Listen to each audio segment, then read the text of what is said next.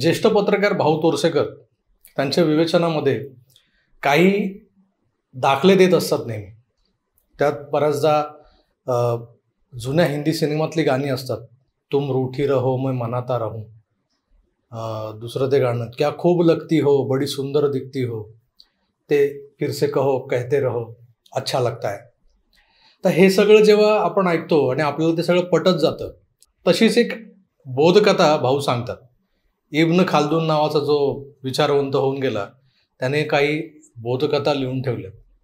त्यातली एक बोधकथा म्हणजे मोठं साम्राज्य असतं, त्या साम्राज्यातली तिसरी पिढी, आजोबा बाप नातू, हा नातवापर्यंत आलेला या सगळ्या साम्राज्याचा डोलारा पुढे कसा हळूहळू विलयात जातो आणि त्याला कारणीभूत ठरणाऱ्या गोष्टी त्या बोधकथेत सांगितलेल्या आहेत. आणि इब्न खालदूनची हीच बोधकथा भाऊ सतत आपल्यासमोर मांडत असतात.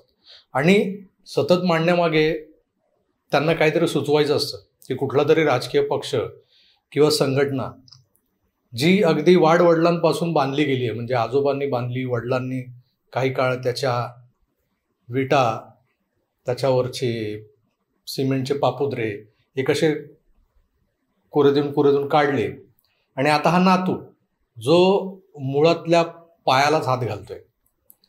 तर हे सगळं आपल्यासमोर मांडत असताना इब्न खालदूनची ती बोधकथा आपण सतत ऐकतो.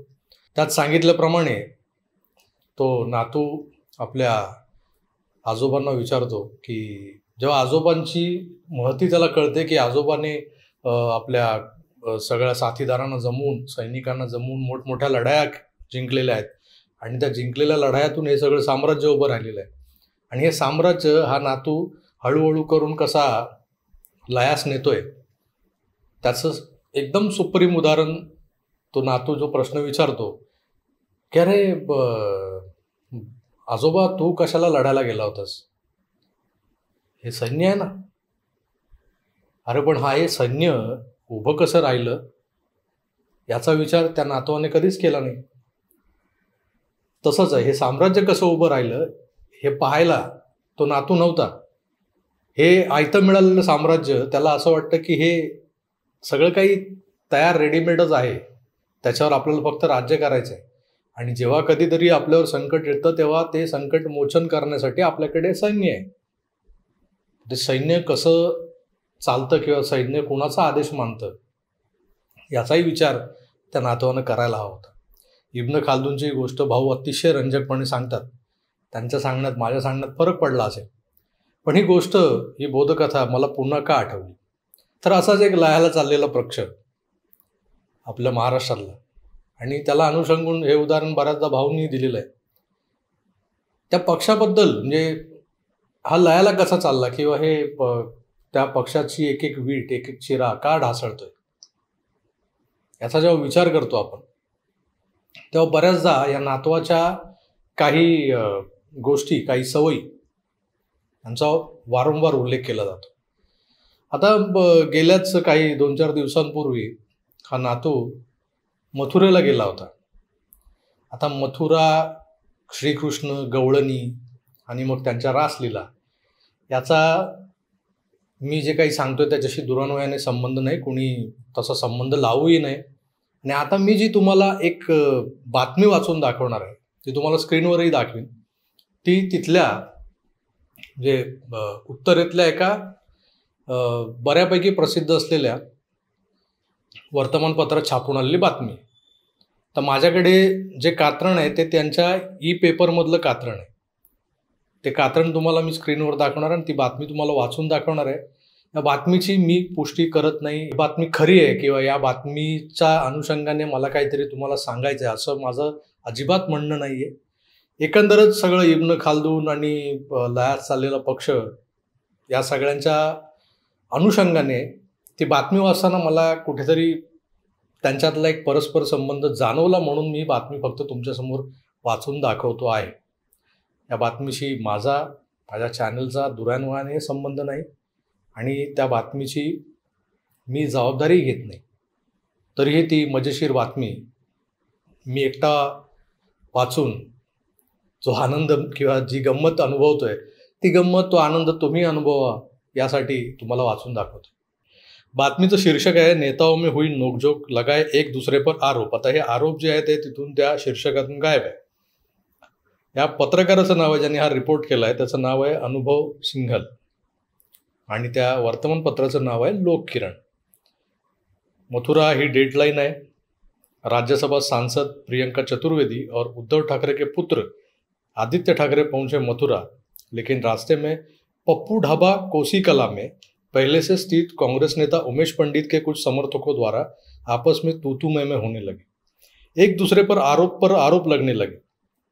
आदित्य ठाकरे ने कुछ बोलना चाहा, बीच बचाव कहना चाहा, मगर उससे पहले ही अन्य पार्टी के लोगों ने घेर लिया उनको और आरोप लगाते हुए लोग बेइज्जती करने लगे, जिसमें एक व्यक्ति ने कहा कि ऐसी औरतों के चक्कर में तुमने अपनी पार्टी का सर्वनाश किया और आदित्य तेरे चक्कर में शिवसेना का नाश हुआ.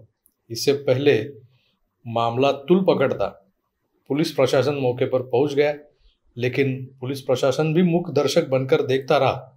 अंत में पुलिस प्रशासन की सुरक्षा में राज्यसभा सांसद प्रियंका चतुर्वेदी और आदित्य ठाकरे को सकुशल मथुरा ले गए. मित्रांनो, या बातमीत जे काही लिहिलंय आणि इब्न खालदूनची बोधकथा यांचा कुठे संबंध लागतोय का, परस्पर संबंध, तो तुम्ही ताडून पाहाच.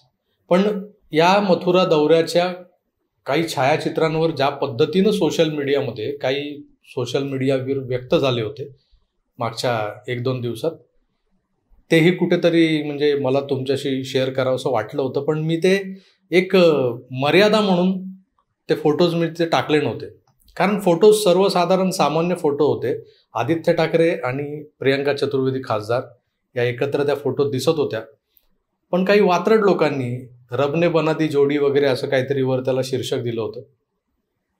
हे कितपत योग्य आहे, हे कितपत राजकारणात, हे कितपत सुसंगत वाटतं किंवा सुसंस्कृतपणाचं लक्षण आहे, हे लांब राहिलं. कारण ह्या सगळ्या गोष्टी, हे सगळे आरोप अशा लोकांवर होतात की ज्यांच्या घरातून, त्यांच्या परसदारातून कुठून तरी धूर येत असतो. हा धूर पाहूनच लोक अंदाज लावतात की आत काहीतरी जळतंय. मी असं काही थेटपणे बोललेलो नाही आहे की काही असेल, कुठे आग लागली असेल, कुठून धूर निघत असेल. पण जे काही आहे ते आपल्या समोर आहे. या बातमीत सत्यता किती किंवा ही कपोलकल्पित बातमी आहे का, तर नाही. हे जे काही लोककिरण नावाचं वृत्तपत्र आहे ते रायपूर वगैरे ह्या सगळ्या भागातून प्रसिद्ध होतं. त्यांच्या 3-4 एडिशन्स आहेत. ई-पेपरवरही आहे, तुम्ही जाऊन वेबसाईटवर चेक करू शकता. या तिथल्या उत्तरेतल्या विश्वासार्ह वर्तमानपत्रांनी बातमी चालवलेली आहे, याचा अर्थ कुठेतरी काहीतरी घडलंय. आता हे तिथला एखादा त्रयस्थ माणूस सांगतो की तुम्हारे ये सब बर्ताव की वजह से तुम्हारा जो पक्ष था उसका सर्वनाश हुआ है. तर शिवसेनेबद्दल आत्मीयता असलेले काही उत्तरेतले लोक, म्हणजे बरेच लोक ज्यांना, जे हिंदुत्ववादी आहेत आणि ज्यांना शिवसेना, बाळासाहेब ठाकरे या नावाशी कुठेतरी आत्मीयता आहे, त्या सगळ्यांना कुठेतरी मनात वाईट वाटतंय आणि त्याच भावना, त्या लोकभावना या प्रसंगी उतरल्या असतील प्रत्यक्षात, असं मला वाटतंय. तुम्हाला काय वाटतं ते तुम्ही मला कमेंट्स करून नक्की कळवा. हा व्हिडिओ किती गांभीर्यानं घ्यायचा किंवा ही बातमी किती गांभीर्यानं घ्यायची, हा ज्याचा त्याचा प्रश्न. तुर्तास इथेच थांबतो. पुन्हा भेटूच. तर आपली काळजी घ्या आणि पाहत राहा आकार DG9. धन्यवाद. नमस्कार.